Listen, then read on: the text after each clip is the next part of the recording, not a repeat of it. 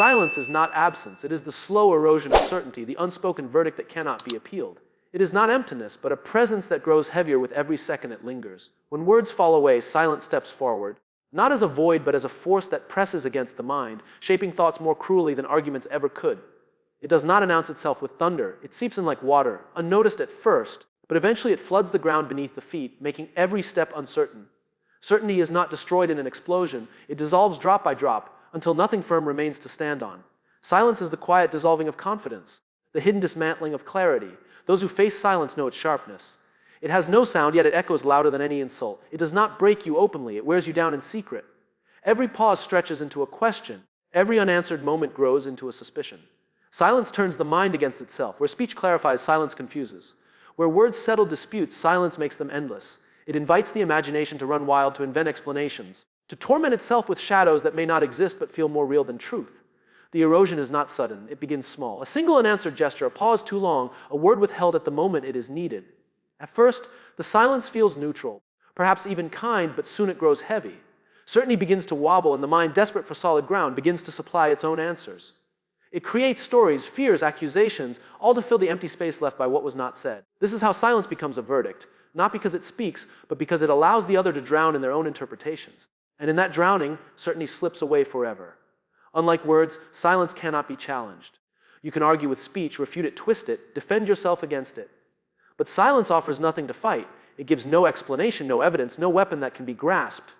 It is a wall without cracks, and the harder you strike against it, the more you realize you are only exhausting yourself.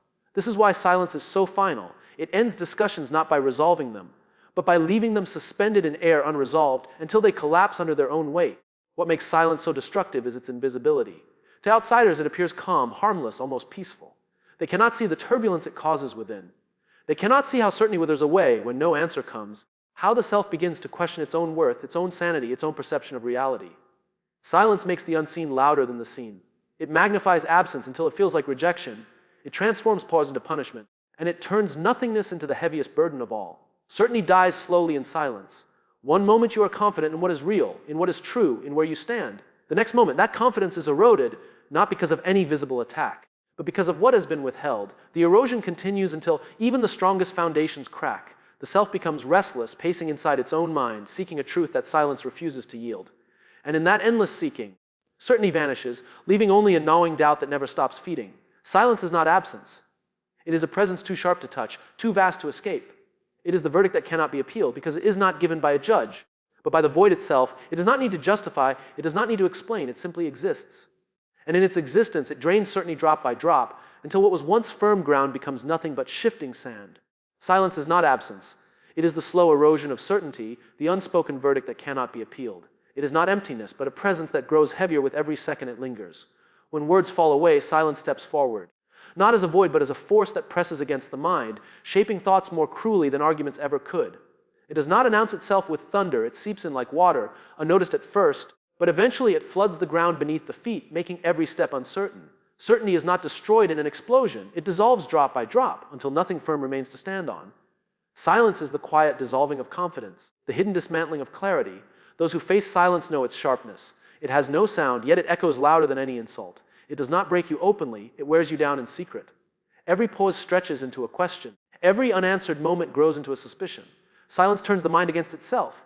Where speech clarifies, silence confuses. Where words settle disputes, silence makes them endless. It invites the imagination to run wild, to invent explanations, to torment itself with shadows that may not exist but feel more real than truth. The erosion is not sudden, it begins small. A single unanswered gesture, a pause too long, a word withheld at the moment it is needed. At first, the silence feels neutral, perhaps even kind, but soon it grows heavy. Certainty begins to wobble, and the mind, desperate for solid ground, begins to supply its own answers. It creates stories, fears, accusations, all to fill the empty space left by what was not said. This is how silence becomes a verdict, not because it speaks, but because it allows the other to drown in their own interpretations. And in that drowning, certainty slips away forever. Unlike words, silence cannot be challenged. You can argue with speech, refute it, twist it, defend yourself against it. But silence offers nothing to fight. It gives no explanation, no evidence, no weapon that can be grasped. It is a wall without cracks, and the harder you strike against it, the more you realize you are only exhausting yourself. This is why silence is so final. It ends discussions not by resolving them, but by leaving them suspended in air, unresolved, until they collapse under their own weight. What makes silence so destructive is its invisibility. To outsiders, it appears calm, harmless, almost peaceful. They cannot see the turbulence it causes within. They cannot see how certainty withers away when no answer comes, how the self begins to question its own worth, its own sanity, its own perception of reality. Silence makes the unseen louder than the seen. It magnifies absence until it feels like rejection. It transforms pause into punishment, and it turns nothingness into the heaviest burden of all. Certainty dies slowly in silence. One moment you are confident in what is real and what is true and where you stand. The next moment that confidence is eroded, not because of any visible attack, but because of what has been withheld. The erosion continues until even the strongest foundations crack. The self becomes restless, pacing inside its own mind, seeking a truth that silence refuses to yield. And in that endless seeking, certainty vanishes, leaving only a gnawing doubt that never stops feeding. Silence is not absence, it is a presence too sharp to touch, too vast to escape. It is the verdict that cannot be appealed, because it is not given by a judge, but by the void itself. It does not need to justify, it does not need to explain, it simply exists.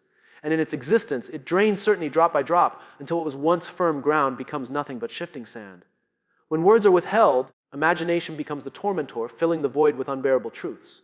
Silence is never empty, it is a canvas on which the mind paints its darkest pictures. When there are no explanations, the human mind refuses to remain still. It begins to search for meaning, to construct possibilities, to invent answers where none are given. And in doing so, it often chooses not the comforting truth, but the most haunting one. The unknown has always been the most terrifying space for man, and when words fail to illuminate it, imagination steps in with shadows far darker than reality could ever be. The imagination is relentless. It does not sleep when silence lingers. It prowls, it speculates, it stretches fragments into whole stories and whispers them with cruel precision. A single unspoken pause can unravel certainty. One unanswered question can breed 1,000 answers, each more unbearable than the last. It is not the lack of words that destroys peace, but the flood of imagined ones that rush to take their place. Silence forces the mind to turn inward, and in that inward gaze, it discovers not clarity, but distortion. Truth, when spoken, often softens the blow. Even harsh words create boundaries, limits, edges to the pain. But silence leaves no edge, only a bottomless pit where the imagination falls endlessly, inventing horrors as it descends. A person abandoned by speech is not simply left without knowledge. They are left in the custody of their own thoughts, which are often far more merciless. In silence, every fear feels justified, every suspicion feels confirmed, every insecurity becomes amplified. What might have been a minor uncertainty now swells into a monstrous certainty of betrayal, rejection, or loss. The torment lies in the fact that imagination cannot be argued with. It whispers in the dark hours of night, and it feeds on silence like a parasite. Words can be denied, but how can one deny what is never said? The mind clings to fragments, to gestures, to pauses, and weaves them into tapestries of meaning that never truly existed. A glance becomes a confession, a pause becomes a rejection, an unanswered message becomes proof of indifference. In this way, silence does not remain neutral. It becomes a weapon the mind turns against itself. What is unbearable about this torment is not its violence, but its subtlety. It does not strike all at once, it corrodes slowly. It eats away at trust, layer by layer. It hollows out confidence, drip by drip. It convinces the soul that what is feared is real, that what is dreaded has already happened. The silence of another becomes the voice of one's own doubt, and it whispers with such authority that it feels like truth. The person under its weight cannot escape, because the tormentor is not outside but within. And so the void becomes populated with truths that may never have existed. The imagination fills absence with betrayal, emptiness with rejection, quiet with condemnation. Each invented truth burns sharper than reality, because reality has limits, but imagination does not. Where reality stops, imagination pushes further, inventing reasons, motives, consequences, all designed to wound more deeply. The silence of words withheld does not create peace, it multiplies wounds by giving them infinite shapes. When words are withheld, the mind becomes both prisoner and executioner. It builds cages out of guesses, locks them with doubts, and throws away the key in fear. And all of this happens without a single word being spoken. The torment of imagination is not that it lies, but that it convinces the heart to believe in lies more strongly than it would ever believe the truth. And so silence, instead of being an absence, becomes a cruel theater where unbearable truths are performed endlessly, with no audience but the self and no end but exhaustion. Quiet is the most merciless judge, because it does not argue, it only leaves one to collapse beneath their own echoes. Unlike spoken judgment, which carries reasons, explanations, or accusations, quiet offers nothing. It is not a conversation but a mirror, and in that mirror every flaw, every doubt, every hidden fear begins to stare back with unbearable clarity. Words, even harsh ones, provide structure. They point to specific errors or wounds. They confine blame to something tangible. Quiet does none of this. It expands endlessly, and in that expansion, the mind itself becomes the prosecuting voice, filling the silence with accusations far harsher than any judge could deliver. What makes quiet merciless is its refusal to participate. When faced with attack, one can defend. When met with accusations, one can deny. Even in conflict, there is a strange relief in the exchange, for words, no matter how cruel, offer an outline of reality. Quiet does not grant that relief. It leaves one stranded with nothing but their own internal echoes, and those echoes often strike with greater force than external blows. A simple pause, an unanswered question, a silence stretched longer than expected, all of these open the gates for the mind to flood itself with self-condemnation. Echoes are cruel because they are distorted versions of what was once thought or felt. In the chamber of silence, a small doubt becomes a thunderclap, a fleeting insecurity becomes a lifelong verdict, a single misstep becomes an unredeemable crime. Quiet does not soothe, it magnifies, it does not forget, it preserves. And so, the one trapped in it hears again and again the reverberations of their own fears, their own mistakes, their own suspicions.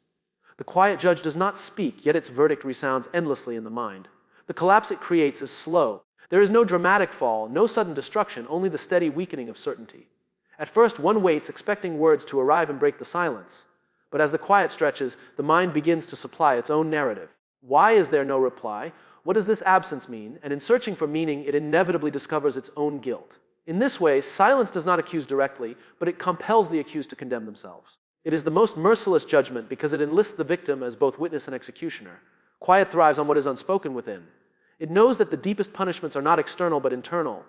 Every unresolved doubt, every buried shame, every repressed memory surfaces when there is nothing to distract, nothing to deflect, nothing to argue with. The stillness becomes a stage, and the echoes become actors playing out the darkest scenes of the soul. No jury is present, no audience watches, and yet the sentence feels final. The heart races, the mind spins, the body feels the weight of invisible chains. This is judgment without trial, condemnation without defense. Even attempts to escape it often fail. One may try to drown the quiet with noise, but in the pauses between distractions, the echoes return louder than before. One may try to reason with it, but quiet does not reason back. It gives no answers, only reflections of one's own questions.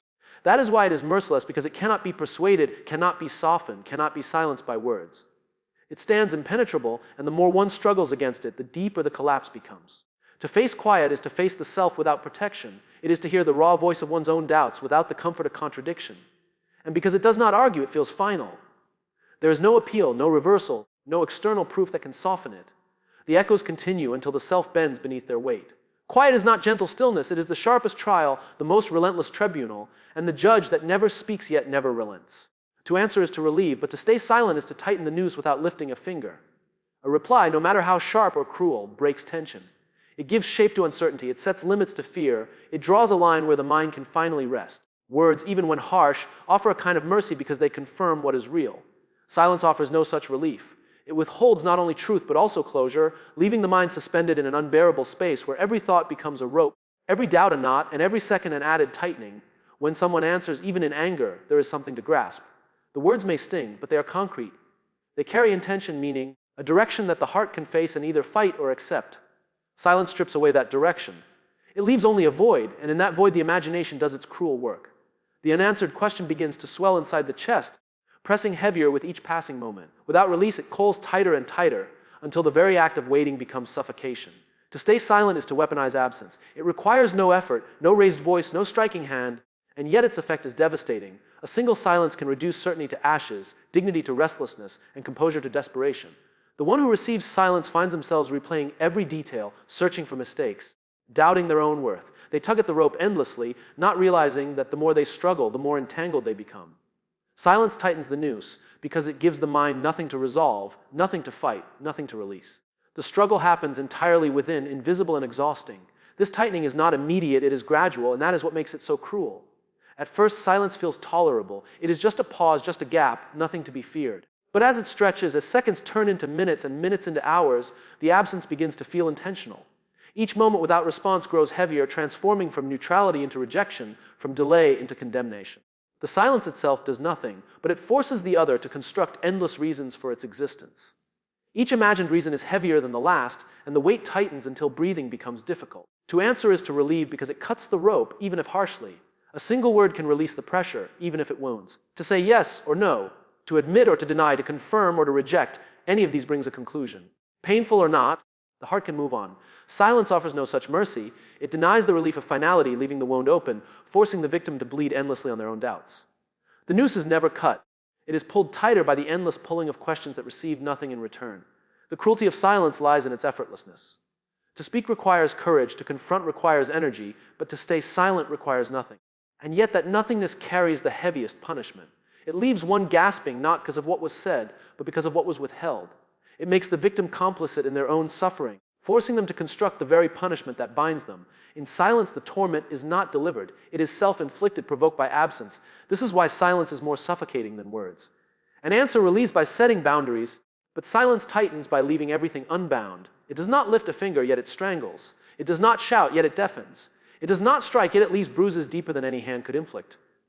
The news of silence is invisible, but once it coils, it holds with merciless strength. Nothing sinks pride faster than the realization that its noise cannot penetrate the stillness of refusal. Pride feeds on response. It thrives when its voice provokes reaction, when its display forces acknowledgement, when its presence commands attention. Pride believes it is irresistible, that its noise will always shatter stillness and demand recognition. Yet when it meets refusal, when silence does not bend, when calm does not tremble, when stillness does not yield, it begins to collapse under the weight of its own expectations. For the proud, there is no greater humiliation than to shout into a void and receive nothing back. The noise of pride is crafted to dominate. It is filled with words sharpened to wound, gestures exaggerated to impress, tones designed to control. Its goal is never expression alone, but conquest. The bending of another's will beneath its force. And so, it expects a clash, a defense, a counterattack. That is where it draws its strength, from conflict, from resistance, from the certainty that it has the power to stir. But when refusal comes cloaked in stillness, the game ends before it begins. The proud voice, no matter how loud, cannot move silence. The stillness does not resist, does not fight, does not acknowledge. It simply remains unbroken and unmoved. Pride strikes, but nothing shifts. This stillness is unbearable to the proud, for it exposes their dependence. Pride imagines itself self-sufficient, yet its very existence relies on reaction. Without the echo of another's resistance or admiration, its voice feels empty, its gestures meaningless. The refusal to engage becomes a mirror, showing that pride was never power in itself, but only noise waiting to be answered. And when the answer does not come, the proud realize that their noise is nothing more than a performance to an absent audience. What was meant to assert dominance becomes a confession of need. The sinking begins subtly. At first, pride tells itself that stillness is weakness, that silence is retreat. It convinces itself that victory has already been won. But as time stretches, the realization creeps in: refusal is not weakness, it is strength. To remain still in the face of provocation requires greater command than to lash back. And when this realization dawns, pride begins to deflate. Its noise, once booming, now feels excessive, even desperate. What was meant to intimidate now reveals insecurity. The most devastating blow is that stillness cannot be manipulated. Words can be twisted, anger can be matched, arguments can be countered. But silence refuses to play the game. It does not step onto the battlefield, and in doing so, it forces pride to fight with itself. The louder it shouts, the more foolish it appears. The more it demands, the more powerless it feels. The stillness of refusal exposes pride as hollow thunder, impressive in sound but empty in substance. And so pride sinks, not because it was directly attacked, but because it was denied the very fuel it required. The refusal to respond dismantles its illusions piece by piece. The proud stand shouting into an abyss only to hear their own voice echo back. The noise they thought would conquer becomes the proof of their impotence. The stillness they despised reveals itself as the higher ground, the unshakable position against which pride has no weapon. Nothing humiliates pride more than indifference. To be hated is still to be acknowledged. To be resisted is still to be engaged. But to be met with refusal, to be swallowed by stillness, that is to be rendered invisible. Pride can endure defeat, for defeat still confirms its importance. But being dismissed into silence is an erasure it cannot bear. The noise, no matter how violent, cannot touch the untouchable calm of refusal. And in that realization, pride sinks deeper than any wound inflicted by words or actions. Silence is not weakness. It is a mirror held up until the other suffocates in the sight of themselves. Many mistake silence for surrender, for lack of strength, for an inability to respond. Yet silence does not signal absence of power. It is the most refined form of it. Where words scatter like arrows and arguments flare like fire, silence remains still, unshaken, unyielding. In that stillness lies its sharpness. It forces the other not to confront you, but to confront themselves. And there is no harsher confrontation than the one with one's own reflection. A mirror does not lie, it does not soften or disguise, it reflects back exactly what stands before it. Silence does the same.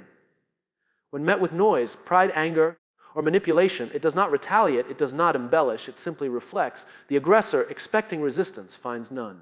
Instead, they find themselves staring into a void that returns only their own echoes. They hurl words, yet hear nothing back but the hollow sound of their own voices.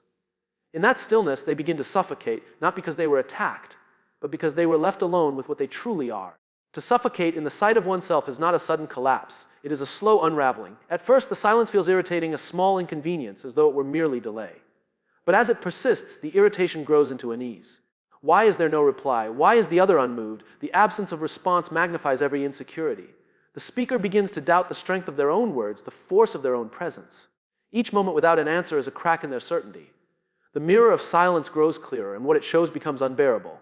The strength of silence lies in what it denies. Words provide release. They allow the aggressor to shift responsibility, to twist the narrative, to feed on conflict. But silence denies that release. It does not absorb their chaos, it reflects it back untouched. They cannot escape through debate, cannot justify through argument, cannot distract with noise. They are left circling within themselves, trapped in the mirror of their own making. And the longer they stare, the more distorted they appear to themselves, until the suffocation is not imposed from outside, but generated within. This is why silence is never weakness. Weakness would crumble, would lash out, would beg to be heard. Silence does none of these things.